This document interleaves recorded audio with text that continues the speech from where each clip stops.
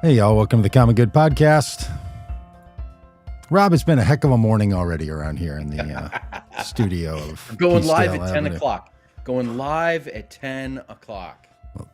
Well, something was live over here, and it was destroying my everything. Nothing worked. Sound didn't work. Video doesn't work. I've got things on. You should see it. It looks like a catastrophe in here. It's back to old school. So, hey, if you're watching live on the live stream, thanks for being a part of it. If you see me glancing over that way all the time, it's because normally I can look right at the camera and see my screen. I got a little setup that lets me do that. Not today. I don't get to have that today. This is Trump's America, friends. That's right. Nothing works. Hey, we've been off for a couple of weeks. Rob and I were both at the Wild Goose Festival, had some travel. Our deepest apologies for not being back in time. And then if you were watching this, wanting to watch this in the promised live stream that we set up, well, that didn't work either. So we're just, at this point, Rob, I'm just glad to be here. Yeah. Just glad to be totally. one of those days, right? Just glad to be alive. Yeah. Yeah. We're just, like my congressional opponent, Steve Womack, once said about Republicans in Congress when he said, it's like we don't even know how to govern. You Which got is that exactly right. what you want your congressman to say. It's like we don't even know how to podcast. No, it's we do take for granted the fact that just a couple of regular people can buy a small amount of equipment, point a camera at your face, and talk to the world and those living in the space station with effortless ease. Yeah, but not today. and it feels like a step up from the ham radio, quite honestly. It does. It does.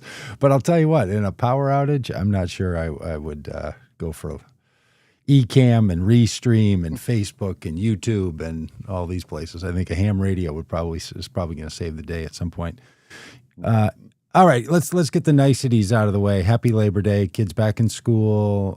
Weather here in Minnesota is just perfectly fall. How's it feeling squirreled away somewhere outside of Fayetteville, Arkansas? Glorious. Oh, really? Glorious. Yeah, just absolutely beautiful. Wow. Good for you. Congratulations. Yeah, we're good. It's and I had the chance yesterday to drive down to Fort Smith, Arkansas, which is about an hour south of here. Drive down the mountain, as we say. And just absolutely beautiful. And I was imagining like we're about a month away or so from all of these beautiful green leaves turning colors, and that drive becomes even better. Golden. Is Springdale, Arkansas, where you are? Is that up in the mountains? Is that high? We are in the kind of foothills of the Ozark Mountains. We're not super high, but it's a higher elevation than Fort Smith is for sure. And you kind of go over some mountains. I don't know, Doug. We've driven this together a couple of times. I don't know if you have any memory of that, but I do, but I have no memory of going to your house feeling like you were in a mountain and we would go down the mountain. That's what surprised me. Well, it's like the whole area is on the mountain. Oh, but that's Fort Smith apparently. It's down the mountain. That's right. Hey, I believe, Rob, and I put it in the title of this video, that people are quiet quitting Donald Trump. I believe it's happening. Some other people are trying to say, no, it's not, but I think it's happening across the board. Can I make my argument for you to you about that? This quiet quitting? There's the loud quitters. And that's happening on the MAGA right. I don't know if you follow this stuff. I follow a channel called The Bulwark on YouTube, and they had a whole conversation a week ago about how so many of the hardcore MAGA right, the MAGA bros and Candace Owen and all these people have started reading the calendar. Not even the tea leaves, not even the political punditry, just the calendar. And they're like, oh, yeah, in 1,000 days, Donald Trump is going to be replaced on the ballot for the next president. In 1,200 days or a little less, he is not going to be the president of the United States. We're not hooking our wagon to this guy. These right-wingers are like, we need to get out in front and be talking about the future and not be held back by the old man. So you hear all kinds of stuff in the bromosphere and the right-wing MAGA world about how they're dissatisfied with Trump and what he hasn't accomplished, what he's overdone. You know, more kind of popularly might be Joe Rogan and others, but even more of the hardcore people on the inside. The grumbling is in full motion. Yep. And this happened under Obama too. In fact, this is not. It's not a uniquely Donald Trump thing. It's the people that are, when you have a second term of a president, there's a thing that sets in. There's a fatigue that sets in. I remember first hearing the phrase Clinton fatigue during his second term. It happened with George W. Bush. It happened with Barack Obama. It's happening now with Donald Trump. When you realize that this person isn't the future anymore. Right. There are those people who begin to think about, okay, who is the future? And as you say, I want to, hitch my wagon to that person. Yeah. And these people are doing this for a couple of reasons. One is they're hoping for some kind of influence. They want to be seen as some kind of kingmaker that has some power, that if they back the right person, that raises their clout and their influence. And then also they want to seem like they're in the know. Yep. That they're someone whose opinion and word can be trusted. And so, some of the people are, not interested in actual political power. They want some kind of media influence. And so there's different motivations for different people in doing this, but this is super common. Yeah. And there's and it will happen not just with the bromosphere and the political commentators. It will also happen with people who would like to be president next. 100%. So I just say this to all of my friends who are worried that Donald Trump is going to stay, that Donald Trump is not going to want to leave the presidency. He's going to find some way to put himself on the ballot a third, fourth time. He's going to use all the leverage of the Supreme Court and the Democratic process to rally the Republicans to keep him permanently in power. The might. People who don't want that have the power. Yeah. I know some of you think the Supreme Court is nothing but lackeys for Donald Trump. I promise you, Alito and Kavanaugh and Gorsuch, John Roberts, Amy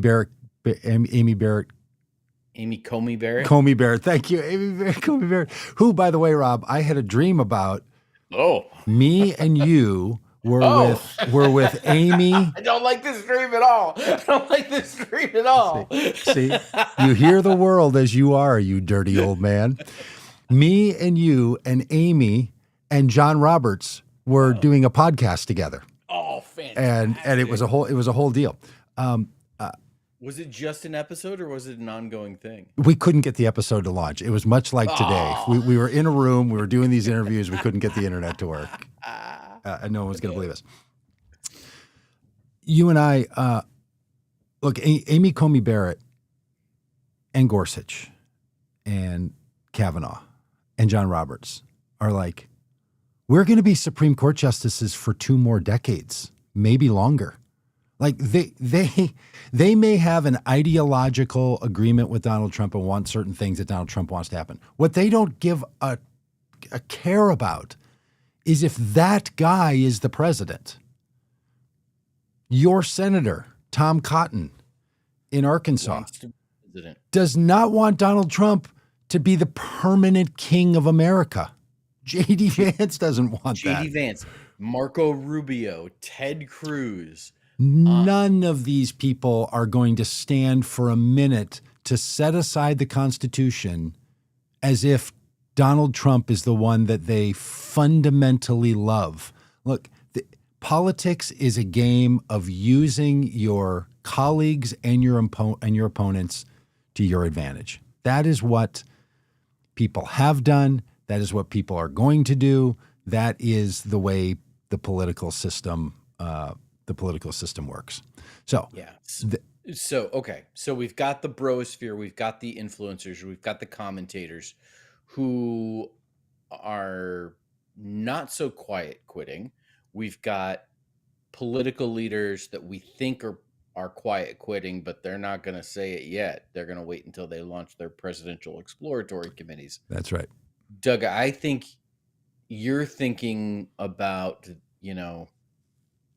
Joe Plumber out there in America. Remember Joe the plumber? Yeah, whatever Um, became of Joe. I wonder how he's doing. Out there in America, who is quiet quitting Yes. Donald Trump. Yeah. That is my my experience. That is my theory. That there are many people who 6 months ago were saying things in private conversations about how excited they were about Trump, were writing things on social media, were waving flags. And to their credit, that's what they get to do because the person that they picked was selected by the majority of voters who chose to vote on that day. Those people are quiet. I've been hearing it for weeks and months. And just even recently, I had a member of my own family, been a strong Trump supporter, say, yeah, renaming the Gulf of Mexico, Gulf America was so dumb. I don't know why he was wasting his time on that. Like the first small little break in what was he doing. And what I'm hearing from a lot of Trump supporting friends is not, oh, you people have Trump derangement syndrome. Here's what they're saying. I'm not paying as much attention anymore. I'm not following politics. I don't really know what's going on. And that's how you quiet quit in a political support. You're not going to come out and probably write something on Facebook. Maybe you're not going to join Leaving MAGA. Maybe you're not going to be Saul turned to Paul on the Vote Common Good road to Tarsus.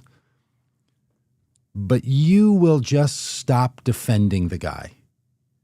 What people are doing is saying, I'm just kind of out. I don't really know. Is that what's happening with immigration? Are there really masked ICE agents traveling the country? I don't even know what you're talking about saying that Donald Trump wants to go to war against Chicago.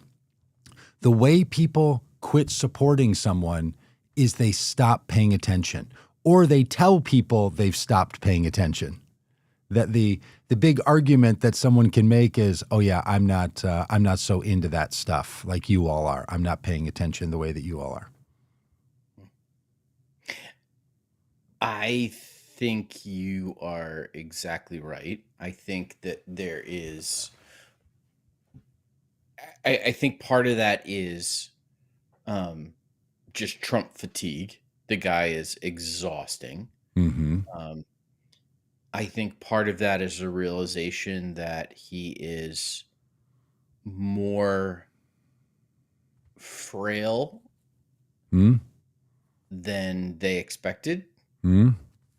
And there's that it's just a sense of like, oh, maybe he's not Mm-hmm. Mm-hmm. as strong as we thought he was. He's not the strong man. Mm-hmm. And I think you're right that there's just folks that like they don't want to say they're wrong. People don't Yes. like to admit that they're wrong. You don't ask. That's one of the things you learn when in sales is that like you don't ask why questions that put people on the defensive. Yeah. Because you don't want that. You want people to be able to make a change and still feel good about themselves. Yes. And that's what I think this quiet quitting is about. It's about that self-protection and the desire not to admit that they're wrong. Yeah, I was for him before I was against him. Right, to borrow an old political phrase from John Kerry, where someone tries to explain how you could both be simultaneously right and wrong. Right, and that's that's okay. I bring this up because there are so many people who are so truly deeply distraught about what Donald Trump has done to this country. The amount of damage that he has caused in these 7 months. And I think he's doing this in the first few months because he knows that the political window is short for what you can get done. He knows that midterms are coming. He's really worried about them. So he's just breaking it all. And they planned to just break it all. He was deeply frustrated by how much he didn't ruin America, what he would call it, making it great. The rest of us and historians will call it breaking America. He didn't get it done in the first term. Mm-hmm. And he wanted to make sure that they got it done this time. And he put a team of people together who are doing it. And we'll talk about this ICE decision that the Supreme Court came down with yesterday, saying that they can continue with the process of stopping people based on certain criteria. We can talk about that here in a minute. But that's the kind of stuff that a lot of people in America who voted for Trump never, ever thought that was coming. They believed him when he said, just the worst of the worst. We're just going to, the worst of the worst. We're just going to take the murderers and the rapists. And instead, it's children. Yep. It's moms and dads. It's regular old people that they got to go scrounge around at work sites. Work sites. Not Venezuelan gang clubhouse hangouts. Work sites. So people want to work. There's a whole lot of people who've been saying about Trump, look, I thought the tariffs were supposed to stop fentanyl. Do you remember, if you flash back to late January, we were having to have conversations about why Donald Trump was putting tariffs on Canada. It was all to keep Americans safe. Tariffs now are just random and everywhere. It's shocking the economic system.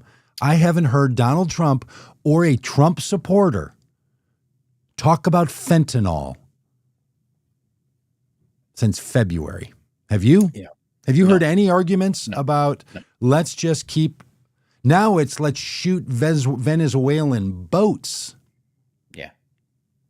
Hey, quick question for J.D. Vance here, Rob. Yeah, well, he doesn't give a shit. If fentanyl is coming in the country through immigrants at the border, why are you having to shoot boats? Are you suggesting that perhaps drugs come in the United States not through immigrants entering through legal ports of entry or climbing a newly painted wall? Are you suggesting they come on ships and airplanes and cars and trucks? Oh, well, that's interesting. Mm-hmm. You're bragging about how great the military is because there's still a fentanyl problem in America, and you've closed the border. So it didn't solve the fentanyl problem, closing the border, created human crisis, and didn't solve the problem. And now they brag about shooting boats. Look, Trump supporters are not stupid people. They have commitments that clash with their morals sometimes. Yep. They feel stuck. Some of them just don't care at all. But they're not fools. They can see this as well. They can see a frail old man saying and doing crazy things with immigration and with immigrants. They can see it on fentanyl. They can see it on tariffs. And if they think that all they got was the taxes that they didn't used to pay, they're still not going to pay, feels good. Like America's back and crime is solved. Yep. They heard the man say it yesterday. Crime No. is done in America. There's no more crime. And we'll talk about him saying that domestic abuse doesn't count as crime. Did you hear that line? Oh, my goodness. Yes. Yes. But I want to be clear about something here. Those of us that are not Trump supporters, those of us that want to see MAGA, the Make America Great Again movement, utterly fail and disintegrate in America because we think it's a threat to democracy and the future of our country. Those of us that, see this, Christian nationalism growing and its intertwinement with the Trump administration, and we want to see that go away. And what we want more than anything is a profound, overwhelming, undeniable groundswell from the American people saying, no, this is not who we are. This is not the country we live in. We repudiate all of this. And I just want to level set everybody's expectations that that's not gonna happen. What's going to happen is, little by little, Donald Trump's support will fracture off. It will be a little bit here, a little bit there. Yep. There's some people that are quiet quitting Trump because of tariffs. There's some people that are quiet quitting Trump because of the Epstein files. Yeah. There's some people that are quiet quitting Trump because of his health. And there's some people that are quiet quitting Trump because of, egg prices. Yeah. To anybody who still believes the reason people voted for a president was the economy, yes. I guess that person does exist, squirreled away somewhere with their notebook out, keeping track of egg prices. Yeah. But great vision for America, Americans who thought that. Yeah, that's what you want.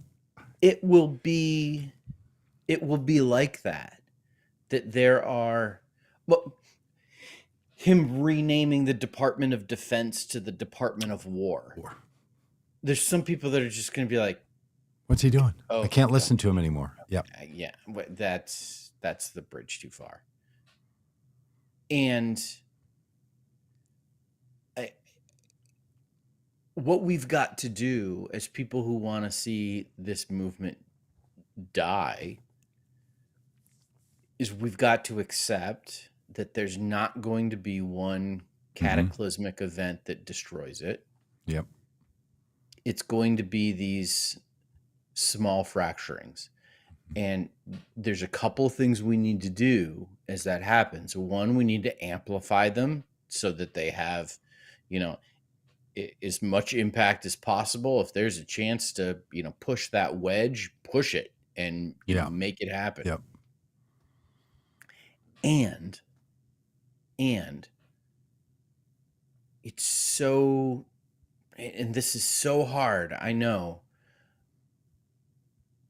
but we have got to provide some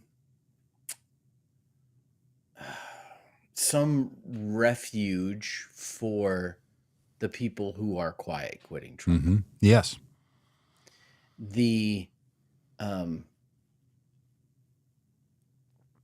I told you so, the what took you so long, the, why were you so stupid to do this? That kind of attitude, listen, express that to your Democratic friend to get it out of your system. Don't say it to that family member that's quiet quitting Trump. Yeah. Doug, if you had responded to your family member who made the Gulf of Mexico comment, which I think was recent, Yeah. Yeah. Last couple weeks. and if you responded to that person with, Yeah. Totally stupid. yeah, Yeah. yeah, no, if you had responded with, why didn't you think that months ago when he Yeah. actually did it then? Yeah. Like, the shaming of human beings, like, is just, Yes. I don't, and I know I'm swimming against the stream when I say this, but I fully believe that shame and guilt and judgment are not the That's right. things that like bring about change in people's lives. And I think the future of the country is hurt when, and this isn't to say people don't have to take responsibility for what they've done and blah, all of that. Like all of that is true. But the attitude of people who figured out Trump earlier needs needs to be one of, oh, at the very least neutrality, if Yeah. not welcoming. Yeah. Well, I think what you're getting at is just true in human engagements. And that is, yes, a person can, and I think maybe rightly should, experience some regret, maybe even some shame about what they did. But that's not the same as you shaming someone. A person saying, I feel horrible about the choice I made, or I felt very conflicted, or I felt very trapped and I regret the choice, or I thought he would be better and he wasn't, and that's something that I couldn't control, but I did the best I could. Those are feelings a person can have about themselves. I think what you're raising is you having that opinion for them and putting that on them is not how it works for people in any circumstance, right? Like you should feel terrible about yourself is not the same as I kind of feel terrible about myself for that. It's where that sense of regret is placed, where it sits and where it's settled. So Yeah, and I think, and I people also just, would say, I think it's not good for us to even say it to each other, right? Like I think what's going to be better for us as coping for the next 1,200 days is people will come around. Look, I think most everyone is going to say, well, I was against that. I think this country in its history people are going to look back and say, oh yeah, I was totally against Trump doing, and then they'll fill in the blank as if everybody was against it all along. Right. This is just a characteristic of what happens in cultural crisis. everybody now claims Lincoln. Yeah. Everybody was against it. Everybody was for the right thing. So that's just how it goes. And that's how it goes in America. And, for us as people who want voters to consider Democratic candidates, they looked at the Democratic candidates and said no. Right. Democrats looked at Democratic candidates and said no. Right. I mean, there's a whole conversation that we'll be having in the future about not only why did so many people vote for Donald Trump, but why did so many people not vote for Kamala Harris and Tim Walz. 1/3 of the voting population votes for Republicans, 1/3 votes for Democrats, and 1/3 doesn't vote. So no matter who your president is, whether it was Biden or Obama or Bush or Trump, it's always 2/3 of the eligible voters in America for the last 30 years didn't vote for that person. So that's just true as that. That's just math, as they. Yes, and I remember it's always been this way. It has always been baked in. I remember my history professor in college, talking about how 1/3 of the colonists supported the British, 1/3 of the colonists were revolutionaries, and 1/3 of the colonists didn't care and didn't want to get involved. Yeah. Like this breakdown has been a forever thing. Mm-hmm. Mm-hmm. So, okay, every group gets to say, not my president. The majority of us who could have voted, didn't vote for that person. Yeah, that's true. So what you have to do is make yourself and your party more attractive. And somehow Democrats were not more attractive than this guy. And I even reposted a little meme the other day with Kamala Harris. It had a little bit of a told you so note to it, but she said in her concession speech, be careful. Donald Trump is going to use the power of the presidency against American citizens because he said he would. She took him seriously and she listened to him. And he's doing it. He is talking about militarizing state agents in National Guard, putting them under federal orders and sending them in to cities outside of the District of Columbia, which, friends, is not the same as every other American city.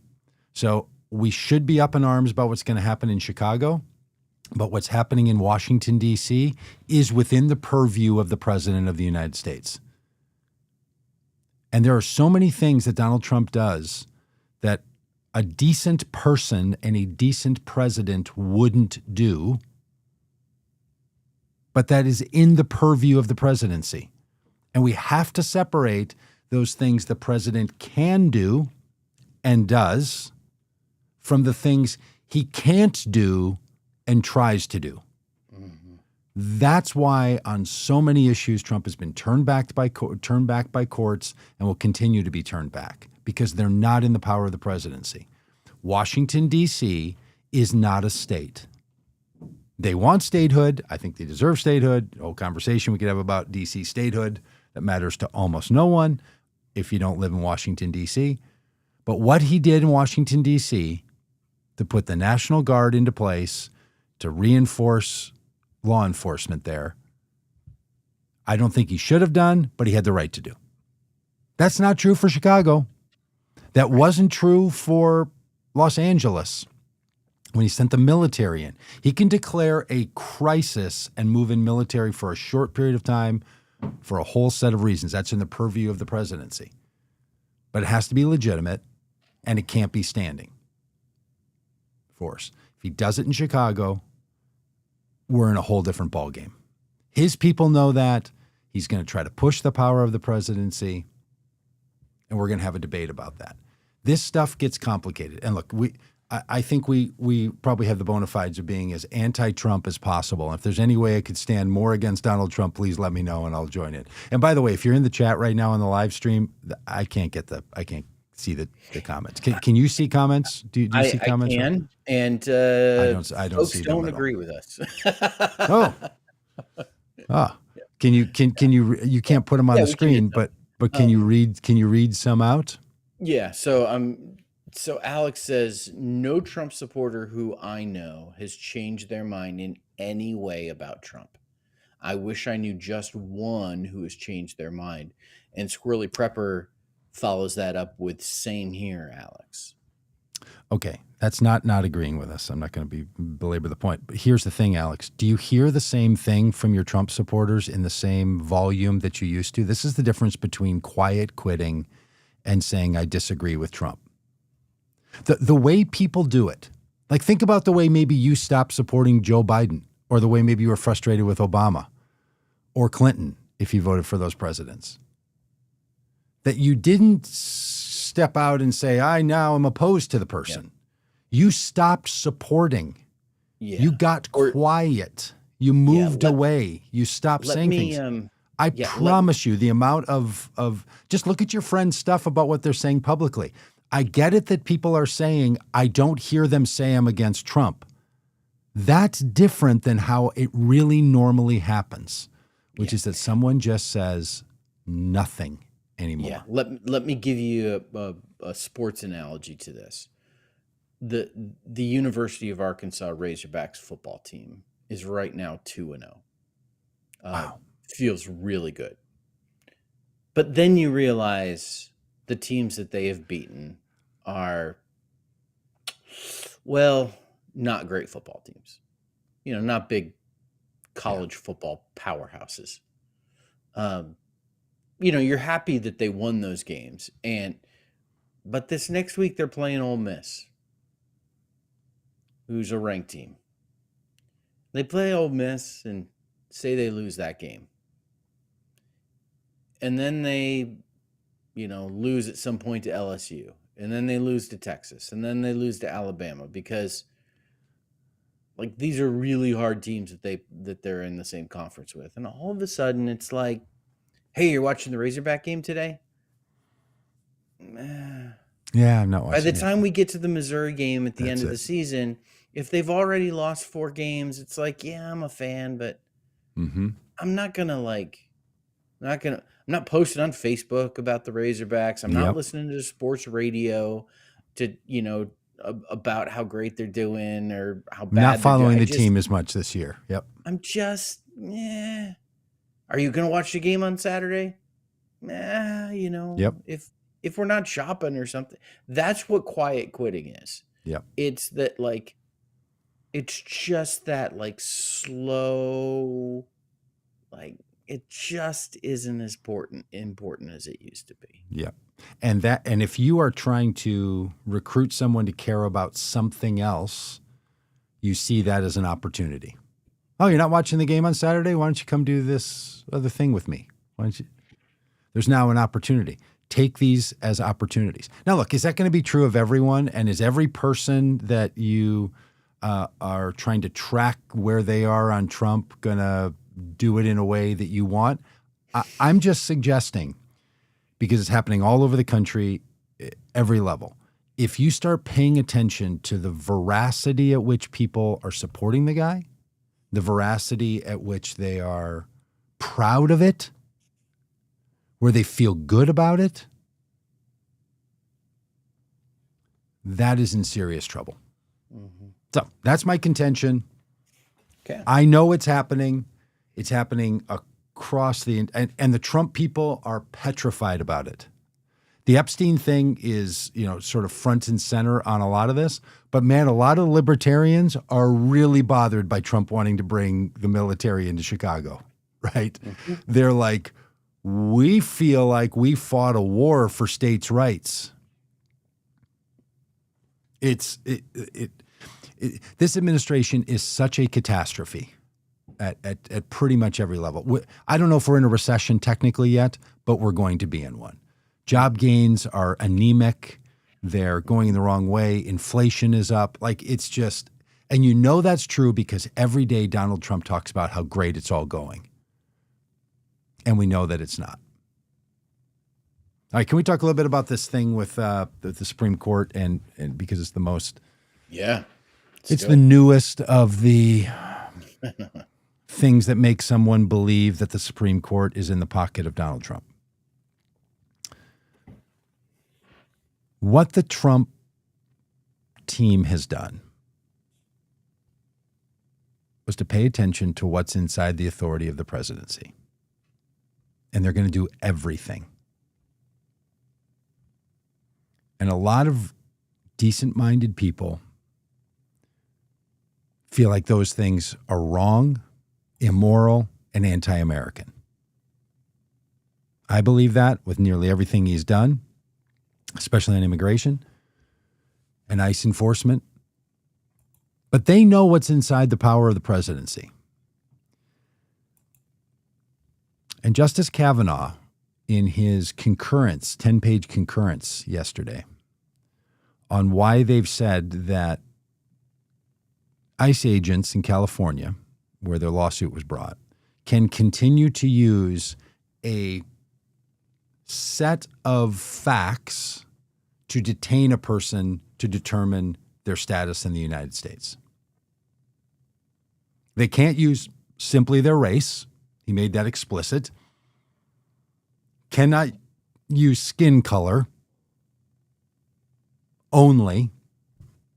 Cannot use any one issue only. Has to have a set of issues that would cause someone to believe that's someone for whom their legal status in the United States could be in question.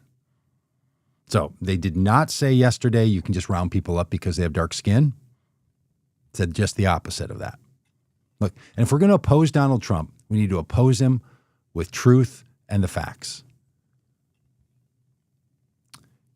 What Justice Kavanaugh pointed to is what every Supreme Court justice is required to point to, and that is federal law or the Constitution itself.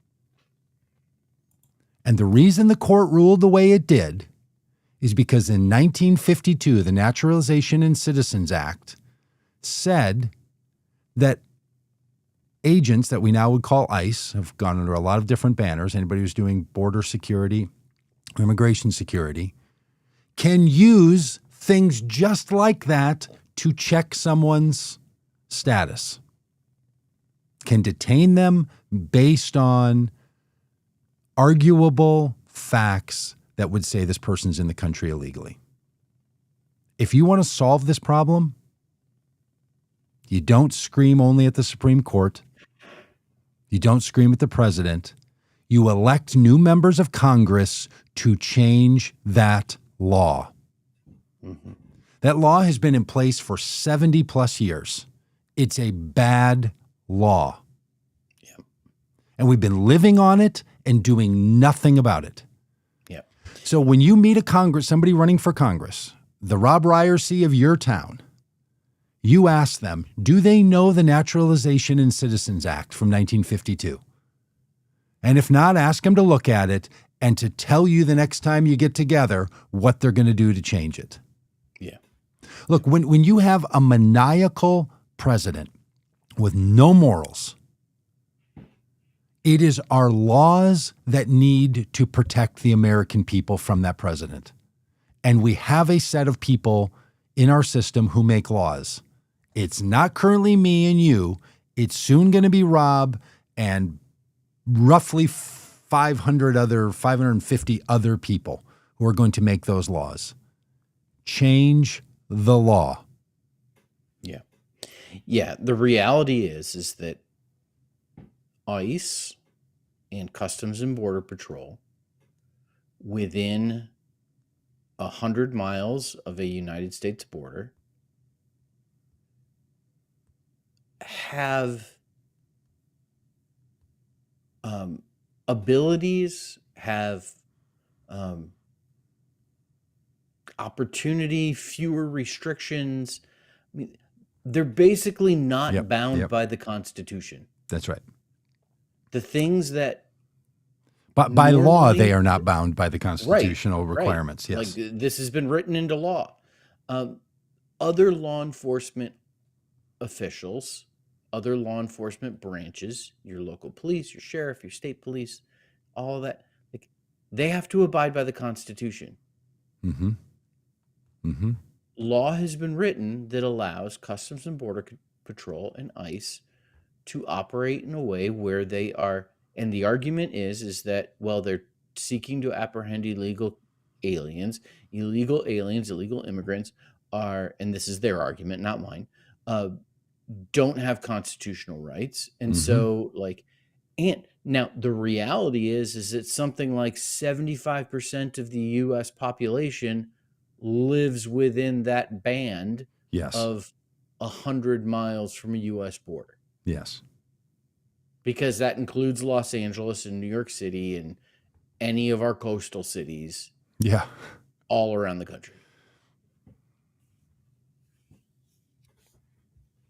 So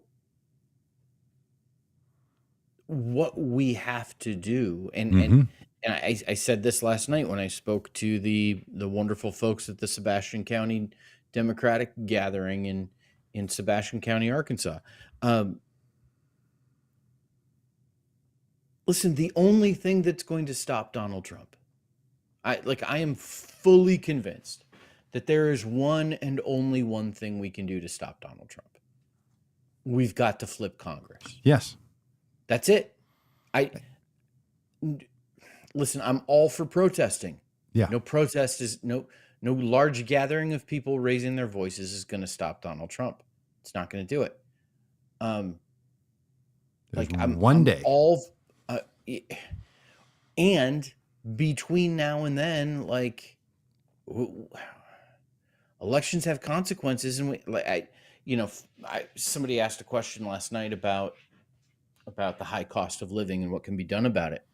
And I said, listen, the one big beautiful bill and its impact on the cost of healthcare and it's, cutting food assistance and all this stuff. It's the law of the land. It has been passed and signed into law. It's the law of the land. There's only one thing that can be done. We've got to flip Congress and repeal that thing. Yeah, repeal that law. That's it. Like, does somebody else have an answer? I don't know what else. Like, there's not. Right. When all of this stuff with Donald Trump, the one thing we can do is win in November of 26. Yeah. So everything we do, protests, organizing, podcasts, should motivate people toward those ends. Getting information to people. Look, some people are information motivated. Some people are passion motivated. Some people are opportunity motivated. Some people are future motivated. Some people are children motivated. Whatever the motivation is, find a way for people to engage and to flip Congress. What's going to happen is Republicans are going to be demotivated and Democrats are going to be highly motivated. Mm-hmm. This is just the teeter-totter of politics. As soon as a party takes control, the enthusiasm for that party diminishes. It just happens over and over. And there's a lot of reasons for it, and there's a lot of rationale for it, and there's a lot of things that can be done about it. Right now, Democrats are going to be fired up. I'm going to be in Silverdale, Washington. I think it's Silverdale, Washington. One of the little island towns outside of Seattle over the weekend. We're going to be showing our documentary film. In fact, if you're in the islands area outside of Seattle or Seattle itself, go to Vote Common Good website. If you know people out there, they'll see all the list of all the events we're doing. There's going to be a big anti-ICE rally. That's a big deal in a place like that to have those rallies. But if those rallies don't lead to people engaging in the political process by casting their vote for people who will change these laws, then they don't accomplish all that we want them to accomplish.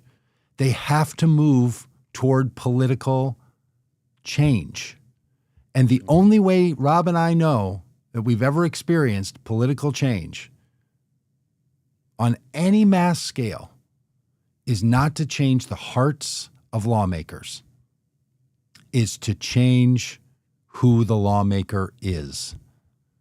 And if you can come up with a mind swap, we would do it. But the easier way than inventing the exchange of a human being for another human being is just to vote for the other person and put them in the seat. Apparently, like back in the 1890s, I don't know, 100 seats changed hands or something crazy. And, in the Contract with America period, like 60. And then in 2018, it was like 40. I'll tell you right now, I've heard this from the DCCC people. They're hoping for 20 seat changes. I mean, I want 50 or more. They're like, oh, no one around here is thinking like that. So I'm telling you, this is going to be extremely tight, and every race is going to matter. That's the only way we can do it. And then we need lawmakers to actually do the thing. And this is why not only does Congress or the House have to be flipped, but the Senate has to be flipped. Yep. And it's also going to mean that there's not going to be enough votes to override a veto from Trump. This is just the sheer brutal reality that these elections have such consequences. And we are living in a time where a political, cultural storm ravaged this country. And it was a hurricane and tornadoes and flooding and fire. It was all of them. Yeah. And the truth of it is, it's going to take a long time to build that back. Donald Trump's election in 2024 is a political natural disaster. Mm-hmm. And we have to look at it like that. So we're going to do everything we can in this next election, and then the next election, and then the next election, and maybe in a decade, some of this damage will have been reversed. But this is a rebuilding time for America. That's where we find ourselves.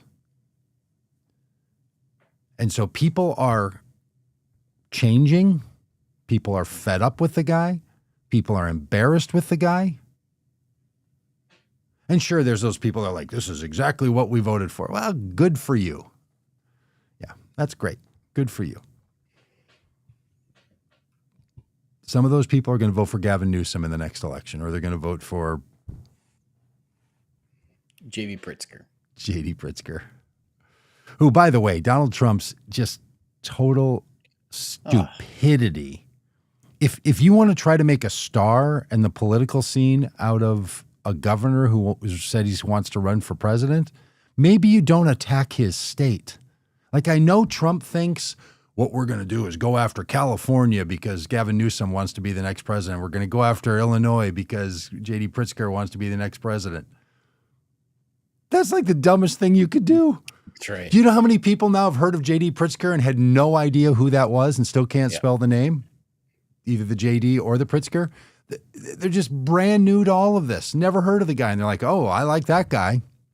All you did was elevate him. And by the way, Rob, what do you think about Trump putting up that post over the weekend about the Chicago apocalypse or whatever? Well, I think the AI-generated nonsense. Oh, ridiculous.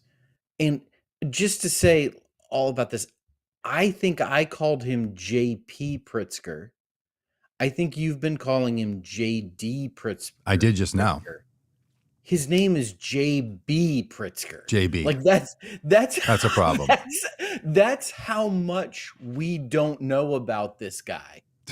You know, like talk about like someone who was not on anybody's radar. We both just messed up his name. His first name, which only has 2 letters in it. We got 50% of the letters wrong. Yeah. J.B. Pritzker. Of course it's J.B. Pritzker. And as soon as you say it, I'm like, oh, of course that's what it is. Yeah. Did you see the meme of hilarious that Trump shared of Pritzker and Chris Christie sumo wrestling? No. Just so that the sitting president of the United States chose to use his bully pulpit and time and social presence for that, and an official statement of the office of the presidency, right? Because isn't like, aren't his social media posts? That's what he said in court when he was being sued. Yeah. Hey, and by the way, he lost again yesterday in the appeals court on the way that with E. Jean Carroll, he had defamed her after sexually assaulting her and then saying that he didn't and defaming her over and over. So he lost all the court cases, and the now $87 or $89 million judgment stands. And soon the Supreme Court will have a chance to take a look at it. And if they turn it away, then that's going to be it. So again, if you're into law and order, the courts have ruled, and Donald Trump is guilty of defaming a person he sexually assaulted. Yeah. It's really quite remarkable.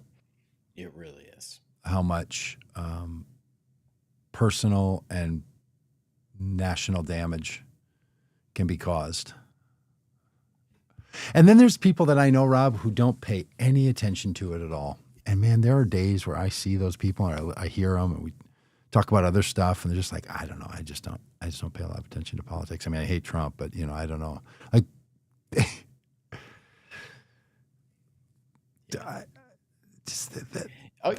like, to me, it's like that the ignorance who don't is pay bliss attention to thing. football. Like, how is that even possible? Well, I just look at them with envy. I'm like, God, there's days where I just think, wouldn't that be great to not have to be worrying about that? I guess it's the way the people who run like the nuclear countdown clock feel pretty much every day, or yes, the people that are, looking at at environmental catastrophe breakdowns, and they're like, I don't know what all the rest of you people are doing, but like every human on the planet has like a teaspoon worth of microplastics in your brain. Like some facts like that are just Yeah. so. Oh no. A credit Anybody, card's worth of plastic in your body. is that right? Credit card Yeah. worth just floating around in here. Yeah. Well, I got a metal hip. I got a full titanium metal hip. So I don't know. I feel like I'm just a cyborg at this point. That's right. All right. What else do we need to talk about on the This political Trump front? I got nothing else. This guy. I mean, the Epstein stuff is interesting. Yeah. By the way, let's give credit where credit is due. We've been I have one more thing to talk about, but incredibly hard on Marjorie Taylor Greene for her incompetence. Incredibly hard on Lauren Boebert for her incompetence. Nancy Mace. And those people are standing up to Donald Trump, standing with Democrats, not quiet quitting Trump, straight to camera quitting Trump. Well, I'm on not sure this. on this. Well, see that. See, here's the thing. Where does one measure if someone gets any credit for quitting on Trump? I think when you quit on Trump on the one thing that Donald Trump does not want the public to know about, which is what's in those Epstein files, because look, this guy is easy to read. He's a Dr. Seuss book of complexity. It's awfully clear that this man doesn't want us to know what's in his pants box, if you know what I'm saying. There's something in it. He had claimed that the Washington Post, I think it was Washington Post, maybe it was Wall Street Journal, I can't remember which, who had the story that he had written a birthday note to Jeffrey Epstein on his 50th birthday that included Donald Trump making some just. If you're talking about someone who's a known pedophile and possibly running a human trafficking pedophiling ring, and you kicked him out of your own club for that very behavior and for stealing your employees that were underage. Yeah, it just was like, it's just the kind of note that like in that context feels a little fishy, but then also included the drawing of the silhouette of a naked woman and Donald Trump, signing the picture in a way that, made it look like his signature was the woman's pubic hair.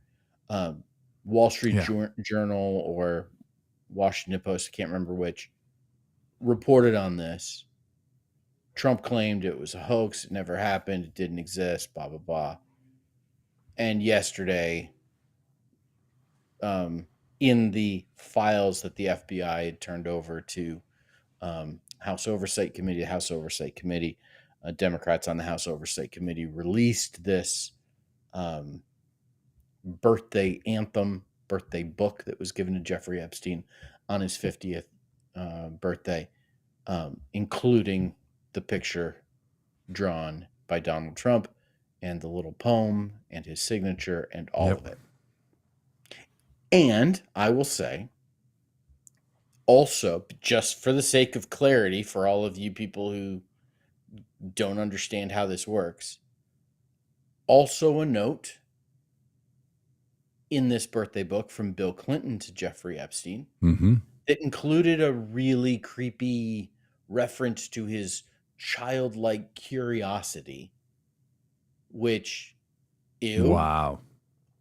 And if Bill Clinton is a pedophile, in the same way that if Donald Trump is a pedophile,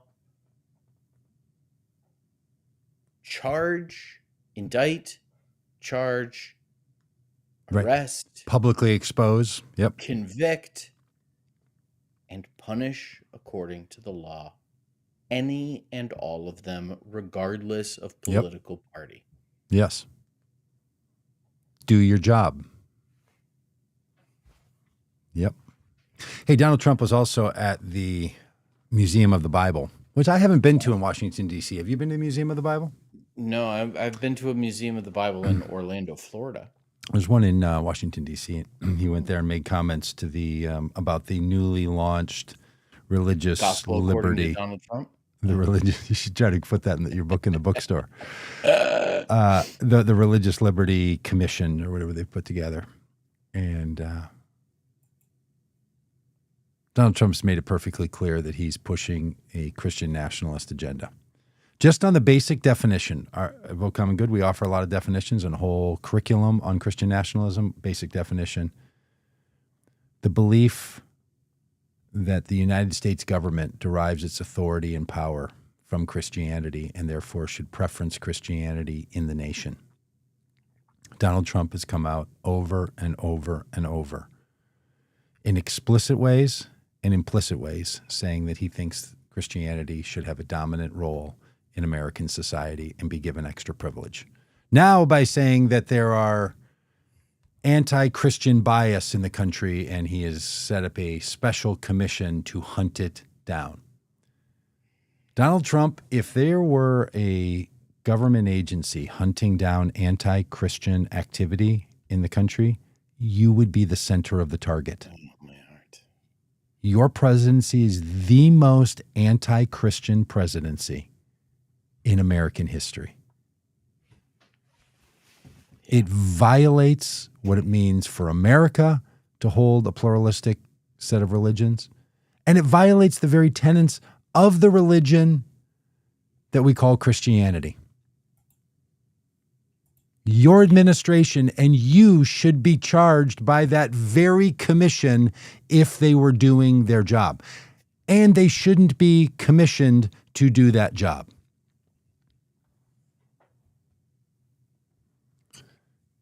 No decent Christian in America needs a federal agency protecting Christianity. It's utter nonsense. And by the way, Speaker of the House, Johnson, did you hear him the other day say Donald Trump cares about the Epstein thing? In fact, Donald Trump was an FBI informant. Where did he get this from? It's the QAnon backstory. The QAnon backstory of explaining why Donald Trump is with Jeffrey Epstein and all of this is that for all that time, Donald Trump was an FBI informant, only curating a relationship with Jeffrey Epstein so that he could turn that over to the FBI and Epstein would be prosecuted. That's the myth story, which, by the way, at the level to which this is untrue is remarkable. In fact, the guy in Florida who was the Justice Department attorney in Florida who chose not to prosecute Jeffrey Epstein back in 2008,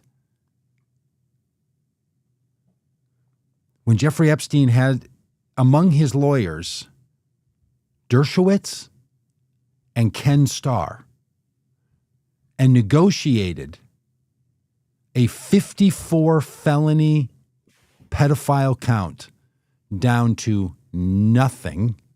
The guy who signed off on that deal, Donald Trump put in his administration in the first term. Yeah. Yeah.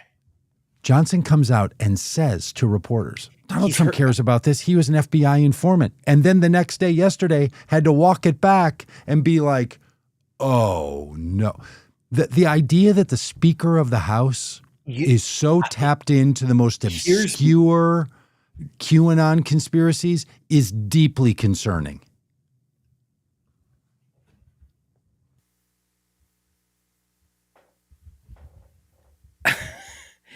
I think I'm going to go total theory here. My theory is Mike Johnson heard that from Donald Trump himself. Wow. Okay. That's going to be Trump's defense. So you don't think it's just coming from the deep, dark corners of the QAnon world. You think Trump is going to now try to be spinning that out. I think it probably started in the deep dark corners of the QAnon world. Yep. And someone has gotten in Donald Trump's ear, and that's going to be his defense. He's going with that. Okay, first of all, if somehow Trump has to balance how he becomes the FBI informant to all the people on the MAGA right who hate the FBI, have said that the FBI is corrupt and is terrible and made January 6th happen themselves, that Donald Trump, under the Bush and Obama years, was an FBI informant. I mean, the guy's, but who cares to him, right? He's just like, he'll just say all the things at the same time and be like, you figure out what I'm talking about. I mean, it's just such utter madness. And people know it and are exhausted by it. Look, if you're among the people who still listen to this and watching it, you're exhausted right now. I'm exhausted thinking about this. And I don't have to try to say, but it still was my only choice. I couldn't vote for her. I just say that, for those of you that might not know, today is International Buy a Priest a Beer Day. Wow. Really? Yeah. And I think we can, in a very ecumenical spirit, expand that to, clergy and clergy adjacent people. So basically what I'm saying is, you need to buy me and Doug a beer today. That's how we get through. That's how we get through this. All right, everybody. I wish I could look on the chat. Sorry. I mean, my whole setup here is such a catastrophe right now. I don't know why I can't see the comments, but I'm sure there are a bunch of you here. Thanks for being a part of the vote. JP, Nita, Sita, Lori. JP had a lot of comments today. Carolyn, Squirrely Prepper was with us. Owen, thank you so much. Thanks, Jeanette, everybody. Sydney, thank you, Sydney. Tony was here for a little bit. Really great. Kimberly. Oh, hey, Kimberly. Thanks, everybody. Welcome back. Hey, we'll try to get things arranged and fixed, and but maybe it's just fine for everybody. Nobody even notices or cares. It's that kind of thing where like you might care about something and nobody else even notices. Maybe this is like that. So, hey, thanks to all of you. And if you listen on the audio only version, we really appreciate all of you too for making this the number 3 most famous podcast in the subset of divisions that we are in. There's only 2 obscure podcasts in front of us now. So thanks for being a part of all this. We will be back next week. And then I'll just tell you right now, there's going to be 2 weeks where, Rob, I don't know if I told you this. I'm going on vacation. What? Not like travel like I did to North Carolina, which was not a vacation. Yeah. Not going to Bainbridge Island and Port Townsend and Silverdale and Seattle this weekend. It's work. Mm-hmm. But in a couple of weeks, going to Mexico. Excellent. For vacation. Gonna just sit on the beach for several days? For a bit of time. 2 weeks? 2 weeks. Who knows if I'm coming back? So just saying, there'll be a bunch of things we're gonna save around and pop up on the restreams and all that. Rob, maybe you can run this show with a guest that you would enjoy. Or maybe I just do it on my own. Maybe I just get on here and rant for an hour. 100%. You should do that. Yeah. Yeah. Okay. Well, anyway, so I'll be around for a while and then gone for a while because I just need a break from all this nonsense. All right. Yeah, so we'll talk to you later.